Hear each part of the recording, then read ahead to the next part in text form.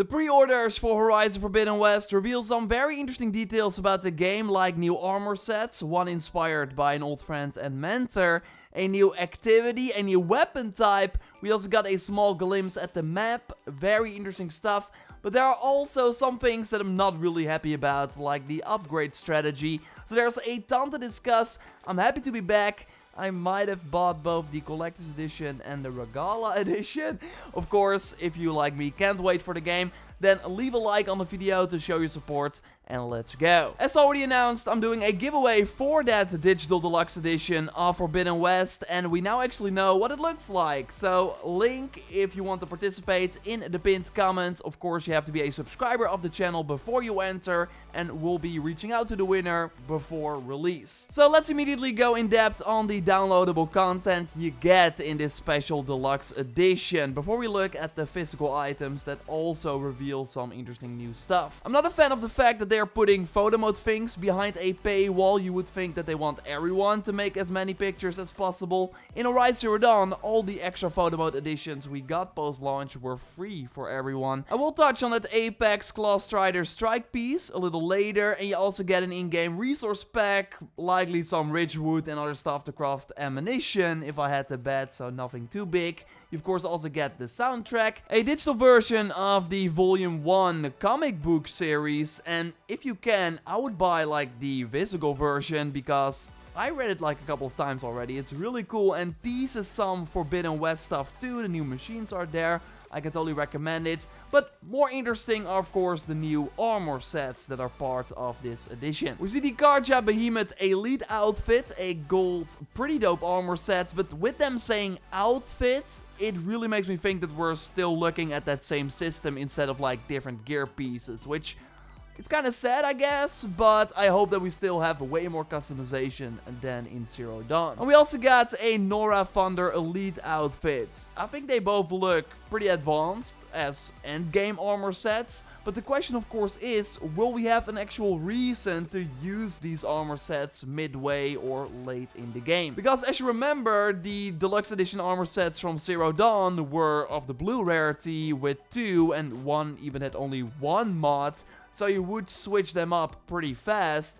I'm curious if that will be the case here too, or if they have transmog, so we can separate the look of the gear from the stats. Will totally be a question I ask Gorilla when I get the chance. There are 2 other interesting things about these armor sets. One are the names. My theory is that we won't see new CARJA or NORA outfits in the Forbidden West, because I don't think those tribes really lived in that new area, so it would not really make sense if Aloy gets new stuff in the Forbidden West. So I think the special edition was an opportunity for Gorilla to still give us outfits inspired by those Zero Dawn tribes. Also, when you pre-order at selected retailers or in the PlayStation Store, you already get the NORA Legacy outfit. Yes, inspired by Rust. You really see it if you put both models next to each other. So a really cool way to pay homage to that character in this new game. So yes, I don't think CARJA and maybe extra NORA stuff will be in the Forbidden West, apart from maybe some starter gear. Now the armor Aloy was wearing in the gameplay demo is called the Utaru Harvester, as we learned thanks to this cosplay guide. And it is inspired by the Utaru tribe, of course, that also lives in the Forbidden West. We saw them, for example, harvest stuff in the reveal trailer. But yeah, maybe you already noticed that you also get weapons alongside these outfits. A new spear when you pre-order. Seems like we get way more spear versions than in Zero Dawn, where we of course only got 3. A sling, and also something new, a short bow. We already saw in the gameplay trailer, thanks to the weapon wheel, that the sharpshot bows are back. And earlier in the fight, we saw Aloy use a hunter bow. But yeah, comparing the icon, it really looks different from the short bow they revealed right now. It kind of looks like a light bow from Assassin's Creed. That vibe is what I'm getting, so maybe this is also a rapid fire bow or anything. I'm totally curious to try it out. Moving on to the first special physical edition, which the special edition, you then get a mini art book, and we see the pre-order content there. And if you want to get crazy like me, then you got 2 collector type editions with a statue of the Tremor Tusk, and we of course saw this new machine in action in that recent gameplay demo. Although that was a Tremor Tusk taken over over by the new Tenakt tribe. With war paint, we see extra spikes, and of course a way for archers to stay on top of the machine and fight you from there. So a statue based on that type of Tremor Tusk is what we see in the Regala edition, the most expensive edition, with also a ton of other extras. And you also have the collector's edition with the regular Tremor Tusk, which you will just encounter when hunting in the wild. This one looks less deadly, so it will probably be easier to take out, and we can likely override this version of the Tremor Tusk as well. So then it will fight alongside us. We already know that we cannot mount it, sadly. Only the Claw Strider is confirmed as a new mount, although, as I told you before, looking at the reveal art from last year, I think it's safe to assume that we can ride a Bristleback too. A machine we saw the Tenakt actually also override in that revealed trailer. There's also a statue, or actually a figurine of Aloy, which is very small. I did not notice it at first. And now Herman Hulst put up a video where we see how massive this Tremor Tusk statue is, and also how tiny Aloy is. Luckily, I still got some time to make some room for when this bad boy gets here. There's also a steelbook in both editions, again that mini art book, and then going back to the Regala edition, which includes more physical items, we see a replica, focus, and stand. And below that is the canvas map, which gives us a small look at the Forbidden West landscape, which from that image alone already looks really diverse, with a green forest area, I think we see snow around there, right?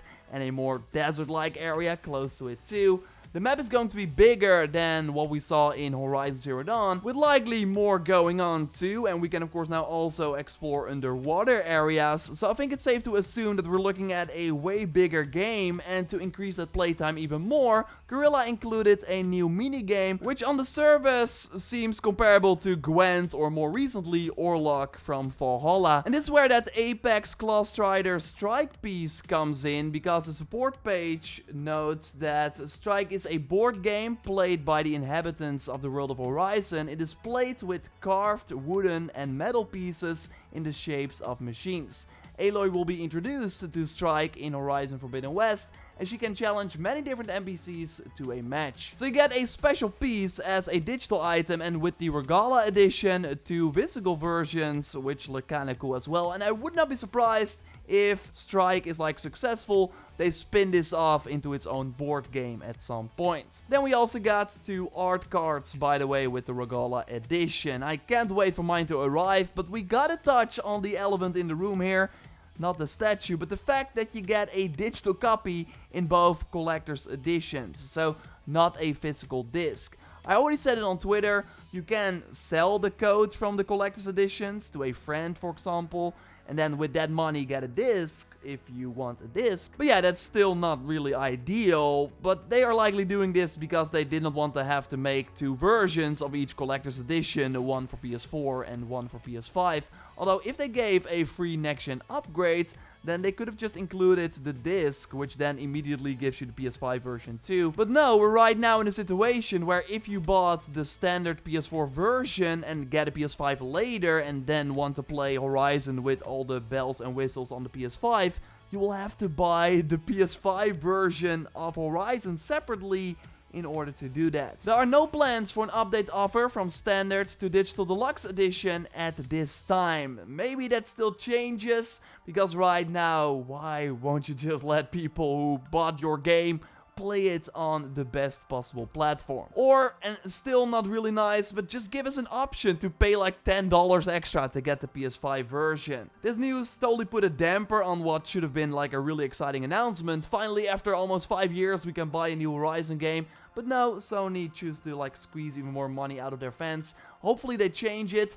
I want to end this on a more exciting note though, because Sony did announce their new PS5 showcase for September 9th, and I will have a prediction video up as a Sunday video, that's the plan, and I'm sure we will see more Horizon gameplay there, so subscribe to miss nothing regarding all the Forbidden West news and in-depth looks at the new gameplay. I already did an in-depth video at the previous gameplay demo, which you can watch by clicking on the screen. For now, I will speak to you next time though, don't forget to leave a like, and goodbye.